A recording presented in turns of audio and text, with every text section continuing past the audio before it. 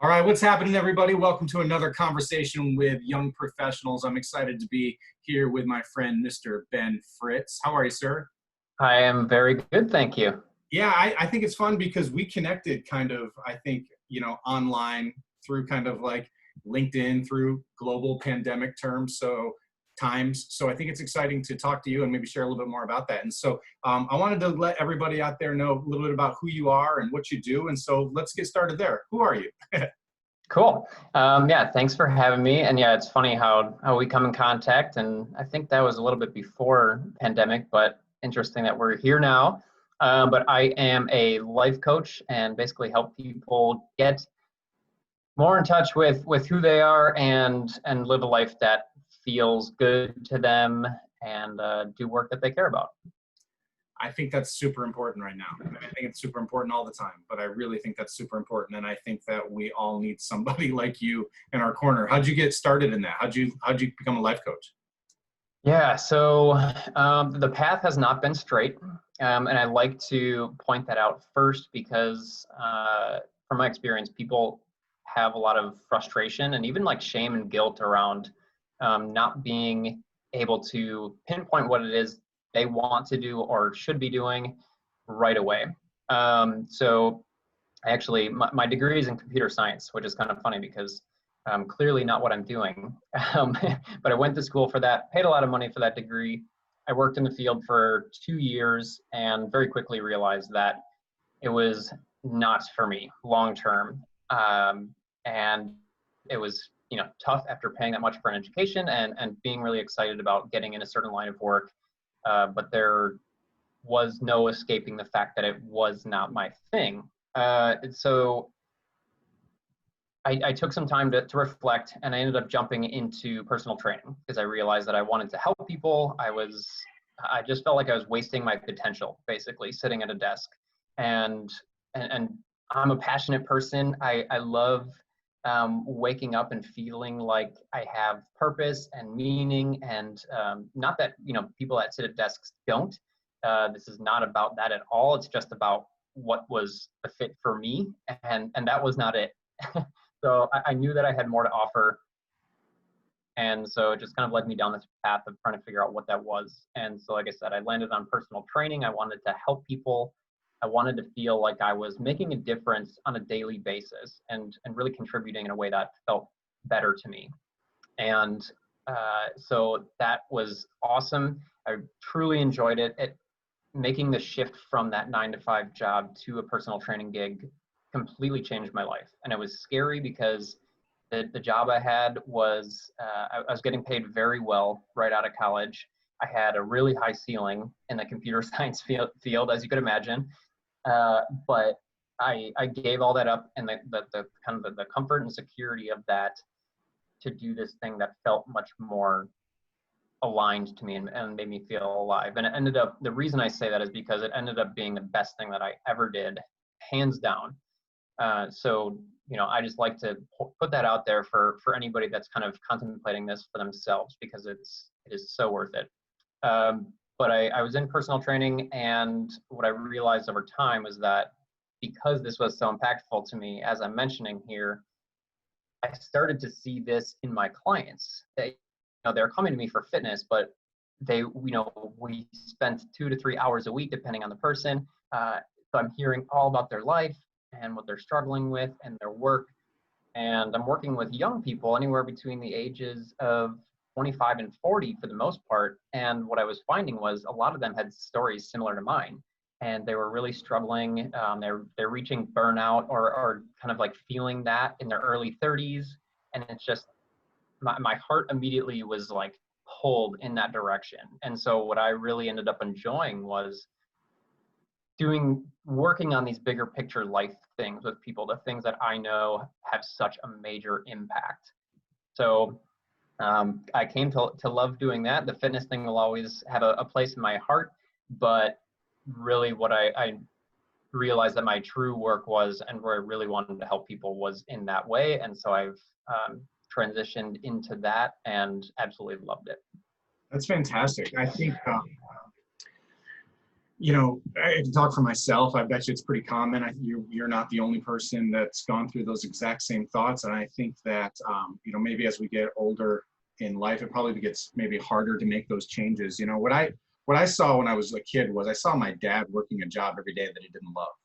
And I knew it. And, what I think happened, and I don't know this because he never really talked about it, but I think he was probably too scared to make a change because the older he got and the family he had to take care of, and just kind of grinded it out, right? And I told myself I would never do that. So I've always tried to follow passion. I've tried to follow what feels good and like what feels like the right move for me. And I think a lot of people probably can kind of get stuck in a place. I think fear is the biggest thing that holds us back. And so I've got a sign on my wall to remind me every day, and it's in every area. So I love that you're doing that. I love that you did it for yourself. I love you're helping other people do it. And so I kind of gave you my idea of what I think people struggle with. But what do you think? What's the number one thing you see your clients struggle with, and how do you help them kind of work through it? Yeah. Oh man. Fear is absolutely part of the equation. The other part that I see the most is not really knowing what they want. and it sounds silly, but really, at least the clientele that I work with, very driven individuals, very driven. And I use the word achievers. They're achievers at heart. And the thing with achievers is that they're very, very good at having a goal or an endpoint put in front of them and then accomplishing that thing. So where things get kind of murky and troublesome here is that when that thing isn't exactly what you want, and you chase this thing and you put all this work into this thing because you have all this outside messaging or feedback or whatever that this is the thing that you should be chasing or going after or working towards. This is the thing that's going to make you happy and successful. But when we don't define happiness and success for ourselves, we can get really lost and far away from that thing. And so a lot of my work with people is really digging past through a lot of these layers, because we think we know what we want, but we don't always. And so digging through a lot of these kind of surface level layers of what we have defined as like success and happiness, and figuring out what we really truly want. And that's a big part of the process. And it takes a lot of work. Yeah. Wish I would have known you 12 years ago. I was just thinking through, I was like, I'd like to consider myself an achiever. I definitely have big goals and I work towards those. And so I was hearing a lot of similarities in who I am with, as you were kind of talking through that. And 12 years ago, my wife and I started a business, and it was a multi-level marketing business. And we grew really fast. We grew to the top 3% in a $7 billion company in about 5 years. And I was just doing it because I was like, I saw a goal. I kept going. And all of a sudden one day I woke up and I was like, this isn't what I want to do. It wasn't what she wanted to do. All of a sudden we got swept up in all of this. And I always picture that meme that shows, or maybe it's not a meme, but I see something that's like, you don't want to climb the ladder of success to get to the top and realize it was the wrong ladder, or it was leaning up against the wrong building, or whatever the saying goes. I think about that now because I was just the kind of person that was just going. And so I can totally relate to that. Yeah, exactly. And the thing I'll throw it to anybody that feels that is, if you're feeling that, know that it's valid and know that it's true, even if all the things outside of you are telling you otherwise, or if, because what I get a lot is like, oh, I have a really good life. I have a really good job. I know I should be grateful for it. I feel like if I want to do something different or want to make a change, it's, it's kind of bad. Like I'm not being grateful for this thing that I have. And, or the fear thing comes in, as you mentioned. And so it's, I always like to tell people, like, if you have that little voice kind of like pulling you towards something else, you should listen to it and give it the time of day, because often it has a lot of truth to it. Yeah. I think we'll continue. I think signs are all around, messages are all around, and we'll continue to get little taps on our shoulder. And then if you don't listen, they'll get harder and harder. And one day you'll just get hit over the head with something. So start listening earlier if you can.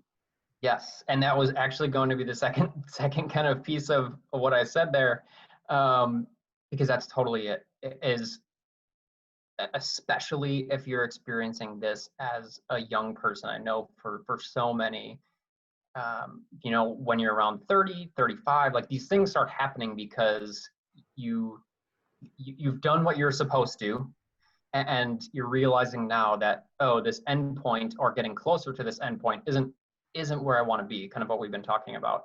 But realizing, like you said, even in the example with your dad, is like, don't lose all hope. The fact that you're noticing that now as opposed to later, 10, 20, 30 years down the road, is a really good thing. And if you can do some of the work and grind through some of this uncomfortable space of trying to figure out what it is that isn't working for you and what you do actually want, it's a huge short-term investment that's really, really going to pay off in the long term. Yeah, I totally agree. Totally agree. I think I've been using a lot of this time that we've been kind of in quarantine, you know, since April, to really dive into that, make sure I'm in the right space where I'm supposed to be. And I totally, for the first time in a long time, feel completely confident that I am doing that. So speaking of kind of quarantine, like what's life been like for you over these last, I don't even know what's it been, 6 months, 6 years? It seems like forever here. Right. Like, how are you connecting with people online? How are you building your business online? How are you building relationships online? What's that look for you like these days? Yeah, it's been interesting, and to, you know, just be very transparent, it's been messy. It's messy, and I want to be transparent about that because for any and all of us, this is a weird time. And so if you're struggling with it, there's absolutely no shame around that whatsoever. But for me specifically, it's looked like really doubling down on the relationships that I do have and have built over time, and connecting with those people, personal or professional, and then really using these platforms to connect genuinely. One of the things that I, you know, struggle with as a coach, and I'm sure as a business owner like yourself, you may encounter as well, is people are often very defensive online when approached, and for good reason. There's a lot of crap out there. There's a lot of stuff that doesn't feel good. Nobody wants to be approached just to be sold, right? So that's never been my thing, and it's kind of worked in my favor because connecting really genuinely has been kind of where I've placed my emphasis, and you know, people need that more now than ever. So it's kind of worked for me in that sense. But yeah, really just trying to use the avenues that we can currently, and like I said, really making sure I'm kind of reinvesting in any relationships that I have kind of let go of or not been putting enough time into. Yeah, I'm doing the same thing. I focus a lot on relationships, building relationships. I work by referral, so it's important to me to keep those strong. And so really use this time to dive deeper into those existing ones I had and develop some new ones. I mean, so many people, I thought 6 months ago, 7 months ago, so, I mean, if I wasn't the only person working from a home office / guest bedroom, there's going to be other people doing it. And sooner or later, people are going to want to start talking to somebody else. And so I started doing these videos and connecting with people, and it's been great. I mean, I've had 3 or 4 of these conversations every day, 5 days a week for 7 months now. And I've just had an awesome opportunity to meet some new people. So really just utilizing what we have, right? And so, you know, speaking of your business and your clients, like, I'd love to, you know, talk to you forever, but if we can kind of move towards the wrapping up here, I want to know who is your ideal client? Who do you like to work with? You're talking about achievers before, but like, tell our viewers here, you know, who do you work best with in case that it might be them? And then if so, how do they go about connecting with you and taking the next steps? Yeah, absolutely. So achievers is kind of half of the puzzle. The other part really is I love helping people who are driven to make a difference, who want to make an impact on a daily basis, And this doesn't have to be necessarily with their work. It's just, I find that there's a very, it's a very like tangible thing for some people that just really have this drive to, I need to make a difference or want to make a difference in some way. And so my ideal client is the achiever who wants to do that and doesn't feel like their current life situation allows them to do so. And so I help them get into a place where they can do that. And one of the things that I really focus on with people is doing something very sustainable. The thing that I find is there are coaches out there, or just people in general, there's a general messaging that is, you need to quit your job in order to chase your passion or in order to make a real difference. And that's so far from the truth. And that's really not the answer, at least immediately, for most people. So I like helping people do that in a sustainable manner, in a really manageable way. Smart. Yeah, and the way that people can connect with me, I'm on Instagram at benjamin.m. or by email, ben@benfritzcoaching.com, and connect with me that way, or my website, which is benjaminmfritz.com. Perfect, man.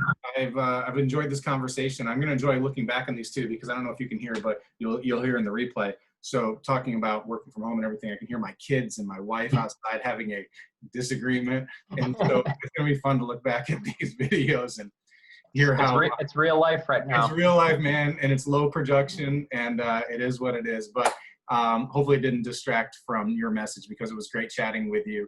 And I really appreciate you being here. I appreciate you sharing everything. I'm looking forward to some folks reaching out and to connecting with you and learning more about who you are and what you do. And I'm just grateful you took the time, man. Thanks so much, Chuck. Totally appreciate it. And for anybody out there, always open to connect. You know, even if you aren't inquiring about coaching, I just love making new connections with good people. Absolutely. Cool. Because that's just the guy you are. So I appreciate it, man. Thank you all for checking out another conversation with young professionals. I'm excited to bring you more here coming up real soon. And I look forward to talking with you. See you.